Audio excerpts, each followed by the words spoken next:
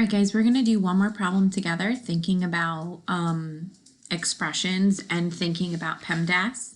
So let's go ahead and read the word problem. And as I'm reading it, I'm going to be underlining important pieces because that's what mathematicians do. There are 24 students and 8 adults on a field trip to the aquarium. The expression 6 times 24 plus 8 represents the cost in dollars to buy everyone a $6 souvenir poster. So I'm already thinking that each person is going to get a $6 souvenir poster. What is the total cost of posters? So I'm thinking about total cost. I know I'm going to put some numbers together. And I know they already gave me the equation, the expression, so I'm going to just quickly write down PEMDAS. Remember, multiplication and division go together as much as addition and subtraction. It just depends what order they come in the expression.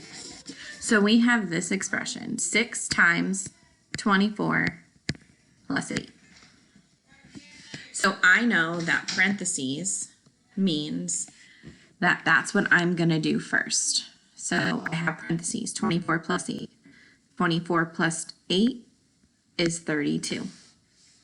I'm done with my parentheses. I'm done with the expression.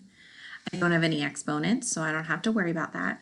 And now I'm going to bring down the information from the expression, 6, and then a multiplication symbol. I don't have to worry about the rest of PEMDAS because I have no more operations. I just have multiplication together. So I'm going to multiply 6 times 32. Remember your multiplication strategies. You can use area model, partial product, or standard algorithm.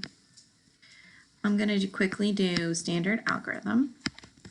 So I know 2 times 6 is 12. 6 times 3 is 18, but I can't forget about that 1, which is 19. So $192 is my answer. I did parentheses first. I looked for exponents. I didn't have any.